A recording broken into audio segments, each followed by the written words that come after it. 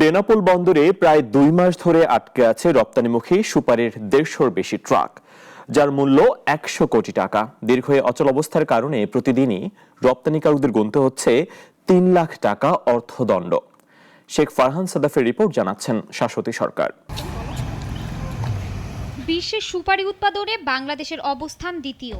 2024-25 অর্থবছরে ভারতের সুপারি আমদানিতে বাংলাদেশের অংশীদারিত্ব 37%, যা আগের বছরের তুলনায় প্রায় 4 গুণ। এই রমরমা বাণিজ্যের মধ্যেই ভারতে যাত্রাকালে দেশের অন্যতম প্রধান স্থলবন্দর বেনাপোলে 2 মাস ধরে আটকে আছে 1.5 শতাধিক সুপারির ট্রাক। এতে সৃষ্টি হয়েছে পণ্যজট, নানা সমস্যায় ট্রাক চালকরাও। দৈনিক ট্রাক প্রতি 2000 টাকা করে প্রায় 3 লাখ টাকা অর্থদণ্ড বা ভাড়া গুনতে হচ্ছে রপ্তানিকারকদের। তারা জানান, পণ্য পরীক্ষা সহ নানা অজুহাতে ট্রাকগুলোকে প্রবেশ করতে দিচ্ছে না ভারতের পেট্রাপোল বন্দর। ভারতীয় ব্যবসায়ীরা সুপারির বাজার নিয়ন্ত্রণে সিন্ডিকেট করে ইচ্ছাকৃতভাবেই এসব ট্রাক দেরিতে নিচ্ছেন বলে তাদের অভিযোগ। বিপুল আর্থিক ক্ষতির মুখে দ্রুত সরকারি হস্তক্ষেপ চান রপ্তানিকারকরা।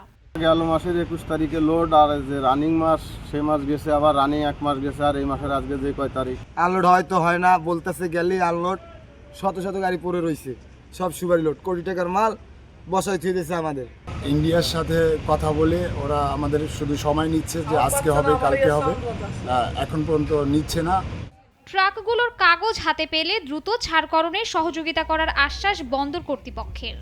এই সুপারিটা আমাদের যে সিস্টেমে রপ্তানি হয় আমাদের এখানে আসার পরে তারা আমাদের কাছে অ্যাপ্লিকেশন করে, কোয়ারেন্টাইনের যে রুলস আছে সেই অনুযায়ী আমাদের ইন্সপেক্ট করা হয় এবং কোনো রকম সমস্যা না থাকলে আমরা সাথে সাথে তাদের ফাইটোস্যানিটারি সার্টিফিকেট দিয়ে থাকি।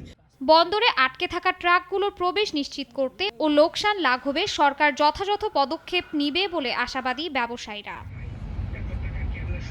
শাশ্বতী সরকার, নাগরিক।